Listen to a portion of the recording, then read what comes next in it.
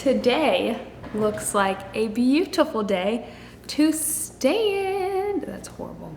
I'm not gonna do that like that. And this is the hoodie.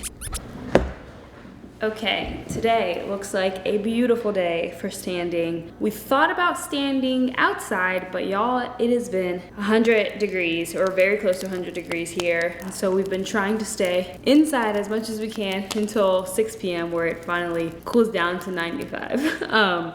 So we have been wanting to stand, and today seems like a good day for it. His stander is in the corner there. I don't know if you can see it. Here, let's zoom in. There it is. My objective is to get it from this room because this room is much hotter than the rest of the house. We talked about it in the live if you haven't seen it, but this is our office space and it just gets much hotter because there's no AC or any central air, nothing into this room since it was an old garage. So basically, I need to push it up this ramp here and get it into the living room to film. Cole is using the restroom right now to make sure he's good to go to stand for 30 minutes and not have to go to the bathroom in the middle of it, and then he'll be right out. So let's get the stander up there. So Cole has come back from using the bathroom and decided that he wants to try to get it up there. Yes. See how this goes. Gotta do a spin. Is it working? So far. Oh my god, you're ready. Oh my gosh, I'm ready. Wow. Okay. Now how are you gonna get it up? I'm gonna grab this spot. That was not a good spot. Hold on. Cookie. Grab. Up. Beat it. Beat it. Good girl. Thank you. So Good job, Mercy. Good girl. Thank you. Okay. Oh. Come on, baby. Am I on it? Yeah? Is it working? Yeah? I'm so happy I dropped it. Why did you drop it? Do you see what I'm doing? Your hand slipped? Yeah. Will it fit? Yeah. Okay, that was actually pretty easy. Okay, before Cole can get in it, we need to wipe her down. Wipe her down. She's got some grime on her. Yeah. It's not a good sign that we have to wipe it down before I use it. Well, I had it covered when it was at our apartment. I'm talking about more, not about it being covered. I'm talking about it's just been too long. Yeah, when's the last time you got in this standing frame, Cole? A long time, obviously. Do you know the last time? No, I couldn't tell you, which means it's at least months. Shame on me. I know you're thinking it. Shame on me. Cole, I think it's been like a year, not at least months. It's been like several months. Like I'm thinking close to a year. I think she's trying to rub it in. I'm not trying to rub it in. I'm trying to raise awareness that you need to do this more often. Okay, she is clean. As if I just used her yesterday. But we know Let's go you with didn't. that story. Let's say that. No. Can we just say that? Nope. We cannot just say that. The air turned on. Do I have to turn it back off? Yeah. Dang it. It means it's getting warm in here because of that. All right, it's gonna get hot. We can leave it on. I can take it on post. Here, I'll put a filter on that gets rid of all of the ambient noise, completely all of it right now. All right, so today, in honor of this man standing and walking in this new study, this new trial that just happened. That everyone is emailing, DMing us, texting. We see it everywhere. Yeah, we've gotten it a lot, so thanks for considering us. I figured I'd hop in the stander, get up, move my legs around a little bit, and do something good for my body. My body needs good stuff. And then once I'm up, I'll kind of share my perspective, like when I see these trials, my perspective as a quadriplegic and also someone who studied neuroscience as well. And talk about the future and different walkings in Cole's future, because the more these studies come out, the more it's like, okay, maybe there's potential. We'll talk about that development. Yes, absolutely. But first, let's transfer. All right, do you remember how to do this? No. That's the important question. No, we remember. Are you the freshman? Go! Try.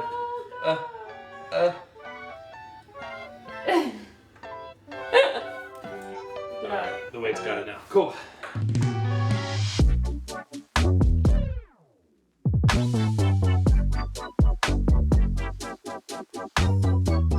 I'm chilling right now. It's kind of nice. You look comfy. I'll just stay like this. How about that? Yeah. Alright, nice. So the key here for me is to not pass out. Gotta put the bra on. Training bra. On my A cup.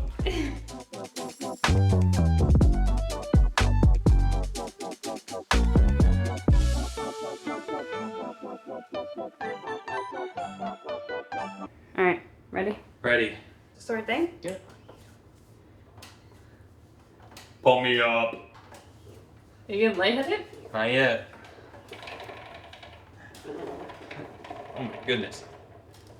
All right. That's much? No. Yeah, let's tighten this since you don't have the side straps. I feel very tall. What? Getting some chills. You think your knee's hurting? Better? Yeah, that did help. I get chills when my body's telling me that something's in discomfort, and I just relieved myself, so it shouldn't be my bladder. All right, try to loosen it. I feel better now. The chills went away. Okay, so it probably was your kneecap. Are you back? No, You lightheaded? a little bit. Let me zoom in. Cole tries not to pass out. Is that how we should title it, like we titled the first video? Yeah. You're about to pass out? I'm about to burp. But I think this like straightened out my tubes so the gas could come up or something. Oh my gosh. All right. Hey, this is just like our old place. Remember? I feel like it's like almost the same exact setup. I know. It looks very similar. It's better? Yeah. Oh, so the gliding element on this standing frame is very important for me because when I do inevitably get lightheaded, moving my legs triggers a lot of muscle spasms in my lower body and my core, which shoots blood up to my head, and that helps a lot. Yeah. So that's good. If Cole got in this and did it himself, this would be a good cardio workout. It would just be a straight workout. I mean, Yeah. I wouldn't even call it cardio. It's hard. All right. Now that I can't think, let's talk about a research study. I can do it over here. Maybe I can come like this. Okay. You're so short. Okay, well, yes, I'm shorter than you, but two, Cole has a couple, like, an inch. Forehead. I think this is more the height difference right here. This doesn't look right because it's not flush to the ground because then Cole wouldn't be able to glide. So it's raised above the ground by like 2 inches. So this is more accurate. Your high pony's helping too. My high pony. Yeah. All right, so let's talk about this research study before you pass out. Let's see how long you're gonna stand. So it's been 5 minutes? Yeah. So get down at 3:40? All right, 15 minutes. Yeah. So, if you're not familiar with the study, what happened was a paralyzed man used a brain antenna along with an epidural stimulator, and I'm going to explain all this stuff, to get up and walk. After the brain antenna scanned his brain, figured out what firings and what messaging is being sent depending on his thoughts and volition, and then used those to speak to the epidural stimulator on his spine and help him stand up, take steps, and walk. Was he a paraplegic or a quadriplegic? He was a quadriplegic. That's what Cole was, a quadriplegic. Yes, I am also a quadriplegic. So thinking about this study, some context at the start I think would be helpful. That context being that every person with a spinal cord injury has a very different presentation. They have very different function. At my level, I had a very severe injury, so I don't have any function in my legs, no core, none of that. And I don't expect to ever really get that back because of the severity of my injury. Someone could have broken or damaged their spinal cord at the same level as me, but much less severely, and could end up walking from just natural recovery. Yeah. That's not going to happen for me. Oh my gosh. It's like baby burps. Anyway. So everybody is stoked about this research trial because this is a man who has been paralyzed for many, many years and not only was able to get up and take steps, but he could like climb stairs. He could move over like rocky terrain. And can you go a little harder? Yeah. Oh, that's better. It's just squeaky. Let's do this first. Get the squeaks. Where was I? Much better, thank you. Okay. So this is huge. And it's the first time that we've seen a brain-machine interface working in a human this well. They were able to put this antenna thing on his brain, and within minutes, it was able to use like AI technology to learn his brain signals. So he just thought about taking steps, it learned what to do, communicated with the epidural stimulator, and would shock his spine into doing those things. That's awesome.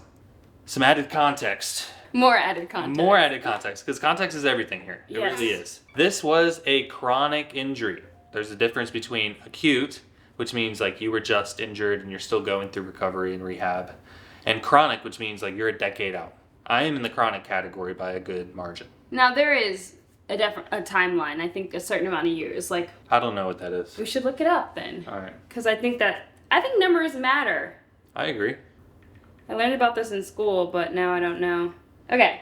So in the spinal cord injury world, I'm not sure what that necessarily means, but in the pain world, pain that persists more than 6 months is considered chronic. So maybe I would assume spinal cord injury maybe less than a year, maybe less than 2 years. Right. So if you're a few years out from injury, you're considered chronic. The man in this trial was chronically paralyzed. He also has a less severe injury than I do. So even before the study, he had some movement in his legs. Some movement. Which means that some signals were already getting through his brain, from his brain through his injury site through his spinal cord. Yes. Correct. Yeah. Brain, spinal cord, through the injury site to the bottom healthy part of the spinal cord. So that's very important context because I don't have those signals already existing. There's another piece of context. Epidural stimulators was the most exciting and still is a very exciting part of the SCI research picture. And epidural stimulators have been shown for a while to help regain some movement, some voluntary movement below the level of injury in people with paralysis. That's been shown. We know that. This study was a continuation on an epidural stimulator study. So this man had already had an epidural stimulator and had already gone through, I think it was like 1 or 2 years of rehab with it and had made a lot of gains, which is awesome.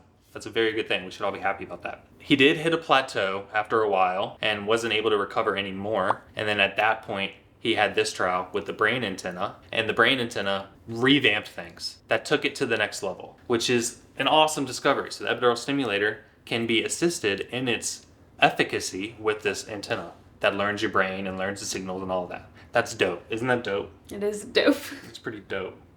I think it's really cool. Like the neuroscience side of it is really, really exciting. Another cool benefit from this study, though, is he's been able to actually restore these pathways so that when the antenna and the stimulator are off, he still has regained some function. Yeah.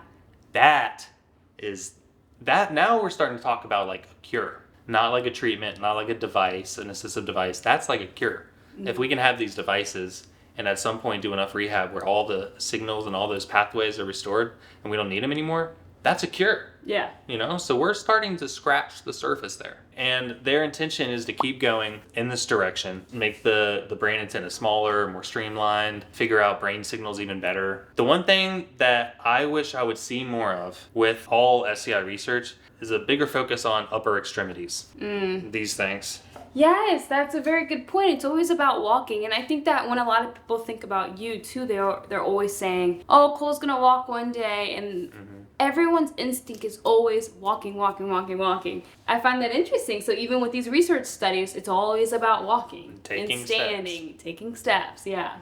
Yeah, that's like an awesome outcome, and I think that's what gets headlines and gets awareness to these studies because able-bodied people see that and they're like, oh, that's so fantastic.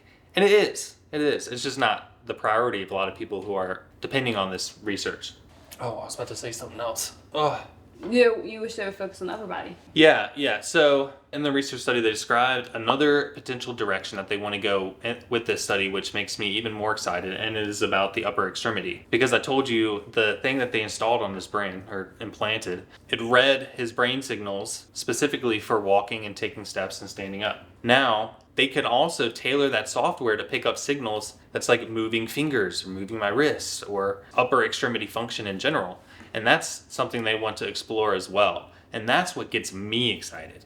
Because if that can be figured out, if I can even just have like grip, the ability to just like squeeze things at will, just from a thought, that would be huge in my life. Yeah. Huge. So that's what really excites me. So in the next like 12 to 18 months, they're going to be doing more of these studies. And then they're hoping that in the next 4 to 7 years, this technology will be commercially available. And what form that is, we'll see. But that is pretty far down the road still. Yeah.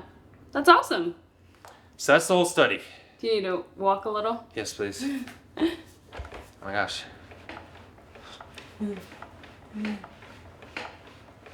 This is my version of switching.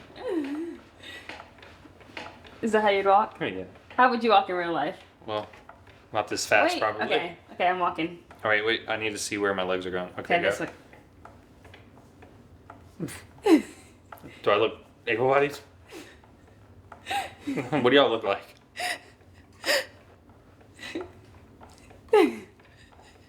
Howdy, Joe. The weather, huh? Just like that. That's exactly how it is. Good job. Well, that's really cool. I didn't do any readings. I let Cole do all the research and I listened. So it was a class for me just like it was for y'all. Oh, this is comfortable. I should have been standing like this the whole time. Oh, yeah. I was trying to find a position to stand. I was probably... Arm around you? Yeah, perfect. It's so small. Every time he stands, he always talks about how small I am. Yeah. Every time. But no, I feel like it's really awesome. I'm glad there's some things coming out. But also at the same time, it's so hard to get super excited and encouraged about these studies, because ever since the day Cole was injured, they're like, oh, they're so close to finding a cure. They're so close to helping restore certain function. We're 12 years later and they're so close to, so it's just kind of like one of those things where you hear about how close they are so often, but you actually don't see that happening, you know, so. We've been on the brink of a big discovery for so long. Mm-hmm. I do think that we are inching in the right direction though. Yes. We're finding a few different modalities that are effective. We have the epidural stimulator. We know that's effective. We have the brain-machine interface. Working with those things, we know that's effective. We know that there are neurotrophic growth factors that we can, you know, like a cocktail of molecules that we can inject in someone's spinal cord to create a rejuvenating environment for these cells to try to regrow and attach to things. And I think that's where we're going to end up, is some sort of multimodal approach where we're taking all of these technologies, putting them together, and I think that's what's going to have the greatest results. It's just the scientific method doesn't like that. They want it to be cut and dried. This is doing this. This is doing that. So if you have 3 things, you don't know what's happening. The thing is, I don't care. Yeah. I don't care about that. If it's helping, that's the key. Just do it all. So, of course, they want to be safe about it too, but, you know, I think everyone should have their own freedom to choose what to do with their body. True. So, I'm just saying, government could get out of my way. I would be doing all this stuff. I know you would. But anyway, that is what's going on in the SCI world. Again, thanks for sharing, you know, the article with all of us, or with the both of us. I know you enjoyed reading it because Cole is a major neuroscience nerd, so anything that has to do with science, especially spinal cord injury, neuroscience, especially spinal cord injury, means a lot to Cole. yeah, I wrote a whole study on this. Like, I wish I could have got it done. Yeah. Anybody out there have billions of dollars? Yeah? Put your trust in me, someone who hasn't practiced neuroscience since college. Yeah, but Cole did write his own, like, treatment plan, basically. Yeah. Which was It pretty was not accepted. No, it was not accepted. Because it was too aggressive. Yeah. Sounds about right. Sounds like you. I'm an aggressive guy, you know? You just want to get right to it. Well, hey, I must say, I'm surprised. I feel as good as I do. I think I kind of, like, settled in, babe. Yeah, you're 2 minutes from 20 minutes. Let's go. Good job. All this time. I know. I think I can go another year. No, you need to stand more often because it's so good on your bones. Oh, wait, share some of the benefits. Some of the benefits. Okay. A big one that I think about more is Cole's bone density. He's not putting weight or bearing weight on his legs every day like we are. So his bones are weaker and he has a greater chance of developing osteoporosis as he gets older. So standing helps minimize that risk. Wait, what is osteoporosis? Basically, osteoporosis is the breakdown of bone, so your bones become brittle and weak, which is it's a very common thing, actually, and women are more prone to osteoporosis than men, fun fact. Oh, so I'm good. No. Spinal cord injury people with SCI are also more prone to osteoporosis. So standing helps reduce the risk. Mm-hmm. And then another thing is with lightheadedness. As you saw in the beginning, Cole's getting very lightheaded. So standing often helps his body get used to that position because he's always in either seated or lying flat. That all has to do with blood pressure. So it's kind of helping regulate his blood pressure while standing. Cole naturally has a low blood pressure because once again, he's sitting all the time and he has a more sedentary lifestyle. So this will help keep his blood pressure at a good level. If I did it consistently. If he did it consistently. That is something we're working on. But it's nice. Isn't it nice to get up standing? Like, you could see almost how you would see the world. Just take an inch and a half away, maybe 2 inches away. I'm gonna keep. Oh my god. I'm gonna keep those inches. Yay. I think I'm about ready to go down though. Okay. Well, do you want to give me a hug? Yeah, give me a hug, babe. Maybe can I move this? Should I go on the other side or should I go on this side? This side. Hi. Fine. Hey, babe. Hi, babe. Hey. You said, how am I? What's the weather like down there? What's the weather like up there, you giant? You giant beast? I don't know. I think the oxygen's thin because I'm getting lightheaded. You like hugging me up here? Does it feel different than hugging me when you're sitting down? I can go down. I'm usually going up. Oh. So you like Does that? it feel different to you? Of course. Because I'm looking up to you. I never really look up to you. Physically, at least. Maybe figuratively. Okay, I'm going to stand right here. So now this is better. I like standing up here. Yes. Okay. Well, thank you for taking a part of our science class today. We're very thankful that you attended, and we hope to see you next time. Yes. Any neuroscience people out there, if I got any facts wrong, just don't say anything about it. Oh my gosh, Cole. You know? I think I'm right for the most part. For the most part, huh? Yes, but thanks for watching. Don't forget to like, comment, share, subscribe, and Stay positive.